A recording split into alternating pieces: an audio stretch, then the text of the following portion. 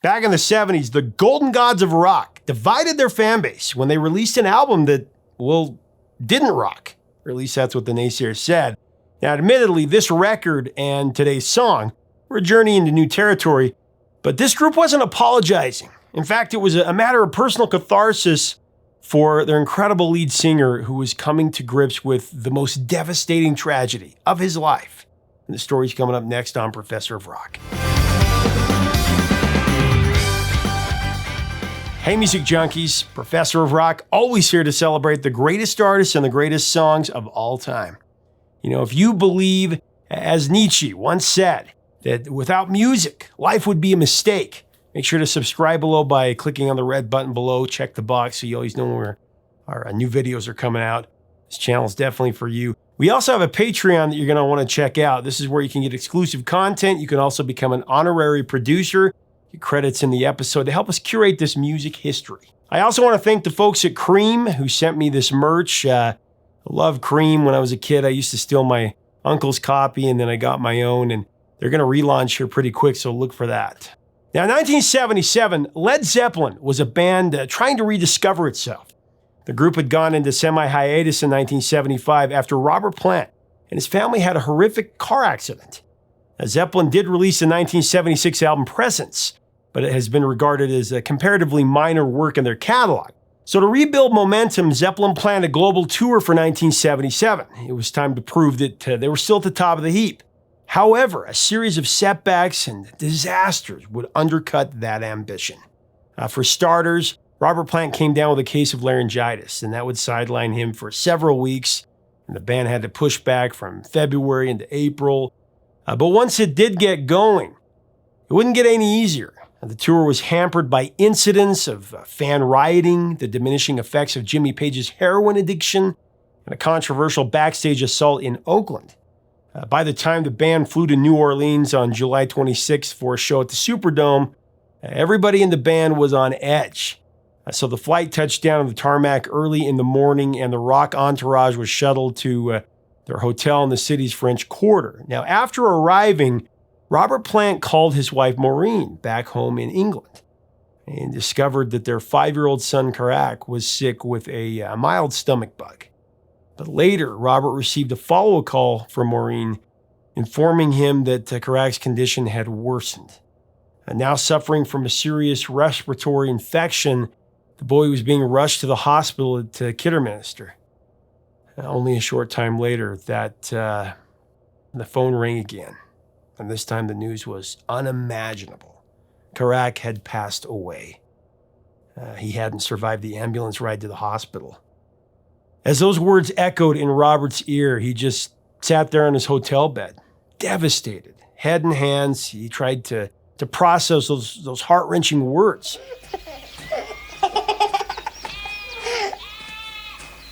From that point on, the only thing he could think about was getting back home to his family. But there was a problem. Zeppelin's private plane was grounded for a mandatory rest period after its flight from Oakland. It would take painstaking hours for the band's support crew to make alternative travel arrangements so that he could get back home. In the late afternoon, Robert Plant finally boarded a flight to Newark, New Jersey, and then transferred to JFK in New York. From there, he and a few others flew to London. Bandmate and close friend John Bonham sat next to Robert Plant on the flight home. Bonzo just kept his hand on Plant's arm the entire time. There was nothing to really say. In utter despair, Robert Plant simply sat there, staring into his hands. Noticeably, the other band members didn't make the trip. John Paul Jones was in Oregon. He was on a family vacation between shows. And Jimmy Page, he disappeared off the radar completely at that point. When Robert Plant and John Bonham arrived in London, they were rushed by car to Robert's home, and there finally, Robert Plant was reunited with his family. Karak's funeral took place a few days later in Birmingham. Bonham stood by Robert's side through the entire ordeal. But neither Jones nor Page attended. After burying his son, Plant retreated from the world to grieve in isolation. As a result, the rest of Zeppelin's Toast to the World tour was canceled. And Led Zeppelin once again was on hiatus. This time, there was no return date in sight. As word of Plant's family tragedy spread, and as the days and weeks stretched on, many wondered if Zeppelin was finished altogether. And months have followed. Plant struggled through a relentless barrage of guilt, blamed himself for being gone when his family had needed him most. Robert agonized over whether things could have been different if he had been there. I found out what people mean by down and down. The Zeppelin frontman also thought about the shambles that the band had become in recent years. Decadence, arrogance, even carelessness. It all taken their toll. It all seemed just so utterly pointless now.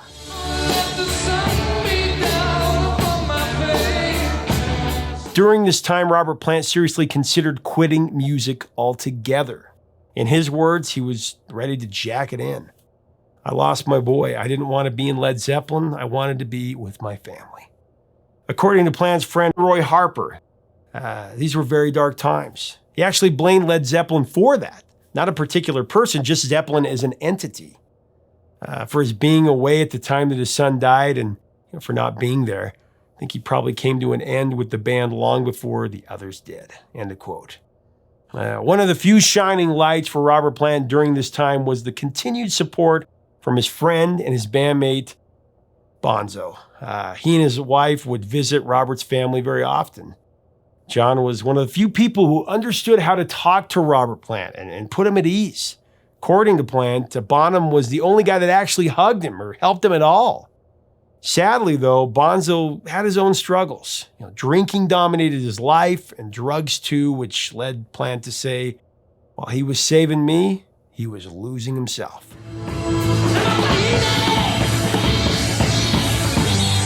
Now, by the spring of 1978, Robert Plant finally began to emerge from exile. A Marine was pregnant again, and life showed some semblance of normalcy. The grief was less an open wound and more of a dull and steady ache. So at manager Peter Grant's insistence, the band met in May at Clearwell Castle in Gloucestershire for a round of rehearsals, gathering more to do with proving Led Zeppelin still existed, more than anything else. But Robert Plant's heart just wasn't in it. He felt remote, he felt uncomfortable. The rehearsals didn't go really anywhere, and Zeppelin's exile continued. Months passed before there was any more traction. But now Robert finally seemed willing to move forward on his own terms. Showing a little bit of optimism, he said, I started to play again, and I realized that I still possessed something that really turned me on. So in the fall of 1978, the band started rehearsing together for real this time.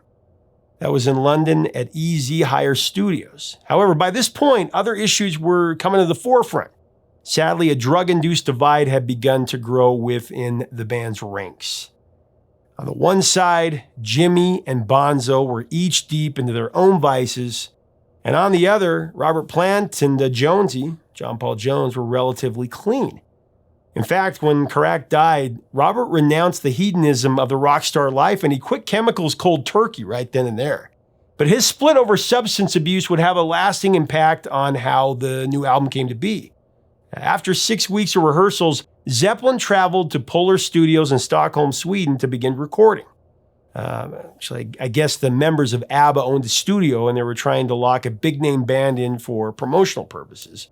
So Zepp got 3 free weeks, actually, of recording in that particular deal.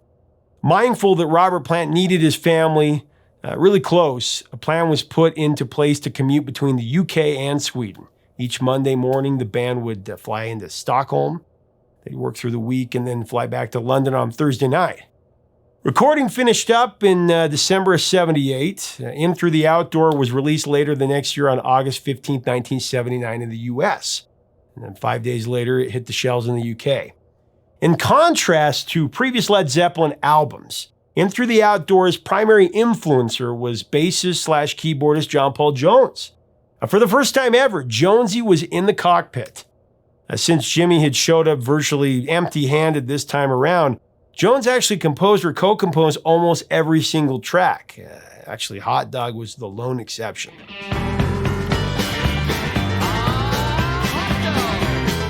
Although Jones and Plant hadn't gravitated toward each other before this time around, they got on pretty well. Which is a good thing because on most days, Page and Bonzo didn't show up on time. alcoholism, heroin addiction. They were really doing both of them in. Typically, when Jimmy and Bonzo finally did show up, much of the day's work was already done at that point, and the most critical decisions were already made. In Through the Outdoor was definitely a unique departure from its Zeppelin predecessors.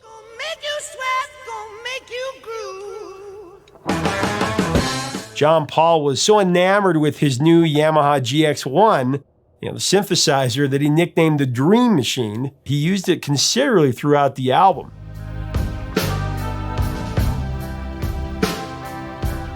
Keyboards in the forefront, the record was an unexpected update to the Zeppelin catalog in an era when technology was drastically reshaping the entire musical landscape.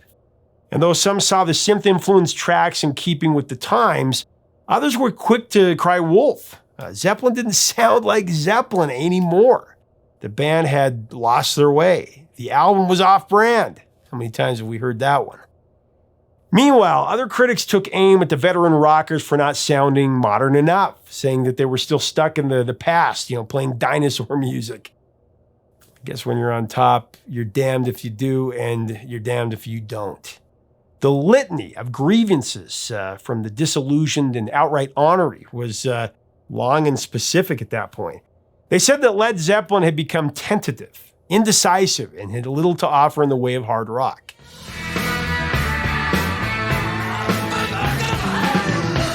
The song In the Evening is likely the hardest rocking part that you can find on the album. That's what they said. Some pointed out that the band was in a creative slump, and they said that the guitar work was stagnant. And she can never do wrong. Critics piled on, They were saying that the arrangements were spiritless.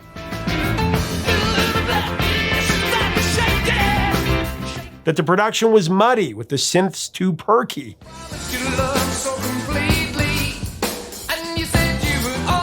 Overall, the naysayers would agree that Zeppelin was out of touch with reality, showing the first imitations of mortality. Did I miss anything? Here's the thing. I don't buy it.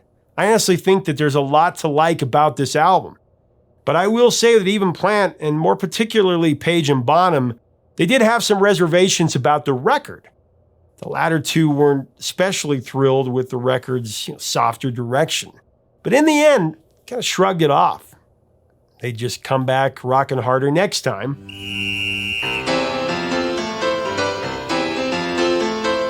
I think, however, we ought to turn this one over to the people decide. Commercially, In Through the Outdoor, it was a phenomenal success. It went to number 1 in the US, the UK, Canada, and New Zealand. Also went to number 2 in Japan, number 3 in Australia, 5 in Spain, and went to number 7 in France, so all over the place. Broke the top 20 in most other countries.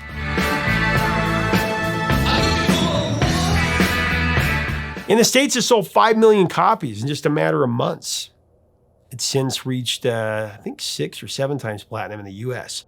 By the end of 1979, In Through the Outdoor was nominated for the 1980 American Music Award in the category of Favorite Pop Rock Album. So yeah, maybe there were a couple of people who liked it a little bit.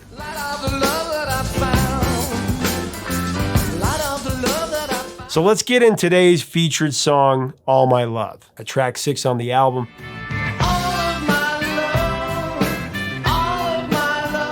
All My Love was initially called The Hook. Without a doubt, it is the record's most moving song, one of the most moving songs in Zeppelin's catalog. Led Zeppelin, always in favor of venturing into new musical territory, put their money where their mouth is with this song. This mid-tempo rock ballad showcases some really rare pop sensibility, though Jones slows things down with some low-key synth patterns.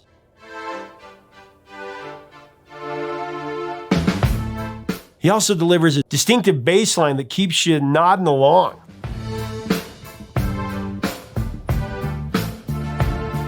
Bonham's drumming is always powerful, fittingly restrained here.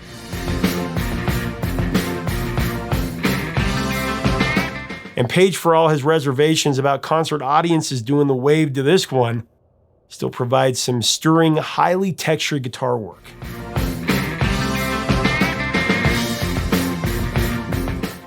course, there is Robert Plant. His introspective lyrics and his melodic delivery add a whole other dimension to the song.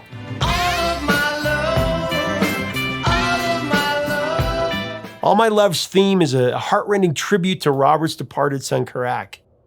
Infused with deep emotional angst, this song cries out to the universe, to wherever Karak has gone. It also hints at the struggles that Robert may have been facing with his wife, Maureen, as a result of the tragedy. Lyrically, the song opens on that point.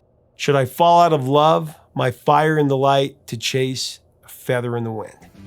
To chase a feather in the wind. Now, it's been speculated that this is a reference to the strain put on Robert's marriage as they both work through their grief. Feather in the wind represents little Karak, and it is a power-packed image and really a fitting one. A feather within a circle, that's the symbol that Plant chose to represent himself on Zeppelin 4. Further, a feather caught in the wind is too light to resist where it is being taken. Guided as if by an unseen force, it flits back and forth on the swirling breeze. Its movements unpredictable and seemingly random. This image likely represents Karak's premature death and Robert's fruitless search for understanding. Was there a reason for his son's death, or was it completely arbitrary? These are the questions that Robert Plant wrestles with throughout the song. In fact, he repeatedly alludes to the interjections of fate by means of another symbol, fabric. Within the glow that weaves a cloak of delight. First appearing in the form of a cloak of delight, there are many references that follow. A thread that has no end, a hand on the loom, cloth once more to spin, and a hand that sews time.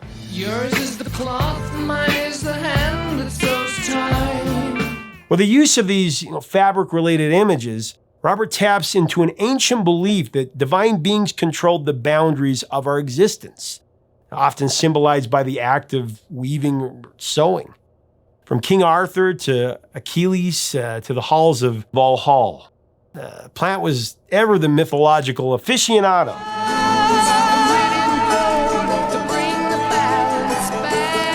So it's no surprise that Robert Plant would once again draw on mythology for the lyrics of All My Love. This time he turns to the Greek fates to tell the tale. The fates were believed to be a trio of weaving goddesses who assigned the destinies of mortals at birth, and first spinning the thread of life, and then measuring the allotted length, and finally cutting it to size with a pair of shears. Variations of this myth are likewise found throughout the world. Since Robert Plant was powerless to prevent the death of Karak, and wasn't even there at that time, maybe we can see why these symbols of fate felt like a good fit. Where there is no clear explanation, each of us seeks to provide one. There are also multiple references to earthly elements throughout the song. There's fire, wind, and water. These images add yet another poetic layer to the song, perhaps underlining the impermanence of mortality. The tides of course, the flame that dim. Whenever someone close to us passes away, we always go through the what-if scenarios, and we beat ourselves up pretty good. We regret that we didn't spend more time with them. When my dad passed away a few years ago, I went through dozens and dozens of scenarios and so much guilt, wishing that I'd done things differently, spent more time with them. We all go through the stages of grief, and we end up having to realize that we're mostly powerless to the happenings of life. It reminds me of the lyrics of another beautiful song about death, Mike and the Mechanics, In the Living Years. In the living years. As the narrator reflects upon the passing of fate when he says, so we open up a quarrel between the present and the past. Between the present and the past. We only sacrifice the future. It's the bitterness that lasts. So don't yield to the fortunes you sometimes see as fate. It may have a new perspective on a different day. And if you don't give up and don't give in, you may just be okay. You may just be okay. One of my favorite songs. We all blame ourselves when in reality we have really no control on most outcomes. But really, this is just the tip of the iceberg with this song. There's so much to unpack here, more than we can do right now. So make sure to tell me what your take is on this song, what you think it means, and what it means to you in the comments below. What I will say is that All My Love's lyrics make for a touching and truly thought-provoking ode to Robert's son. This is a go-to song for anyone coping with the loss of a loved one. I know I've listened to it many times. One of my favorite Plant performances, and the vocal is just entrenched in emotion, in truth, and of course, in unconditional love.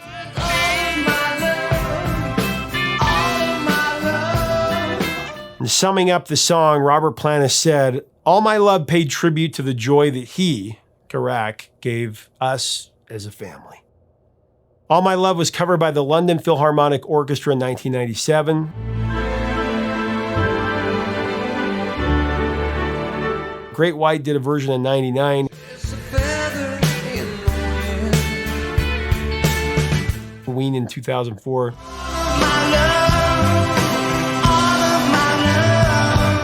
Also Vanilla Fudge in 2007.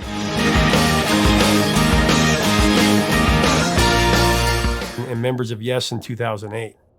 On January 21st, 1979, the circle of life continued for the Plant family. They had another son whom they named Logan, and Logan arrived roughly 7 months before In Through the Outdoor was released, but shortly after it was written. I've always wondered if maybe Robert sang All My Love to him, when he was young, Logan. In the years that followed, Robert Plant did admit that his images of Logan and Karak would sometimes blur together. But how could they not? Logan's birth came shortly after Karak's passing, and the two events were no doubt connected in Robert's mind. Though the pain of losing his son, of course, never went away, over the years, Robert Plant found ways to ease his suffering.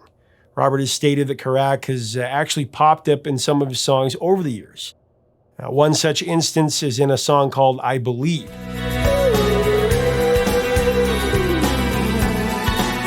That was released as a single from Plant's 1993 album Fate of Nations. From the lyrics, it is clear that Robert Plant still feels the pain of the loss very deeply. But clearly, Karak would never be forgotten. Big fire on top of the hill, a worthless gesture and a last farewell. Tears from your mother, from the pits of our soul. Look at your father, see his blood run cold. Look at your father, see his blood run cold. Like the wind, you are free. Just a whisper, I hear you. So talk to me. Oh, talk to me. Oh, talk to me. Oh, talk to me.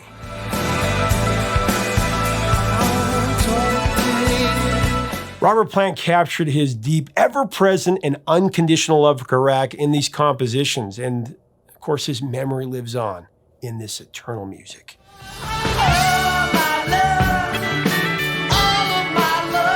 Leave us a comment about Led Zeppelin and All My Love. What are your thoughts about this song? Let us know in the comments. If you like this episode, be sure to check out our other Zeppelin deep dives.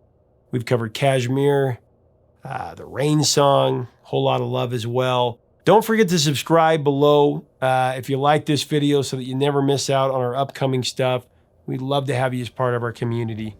Till next time, 3 chords and the truth, my friends.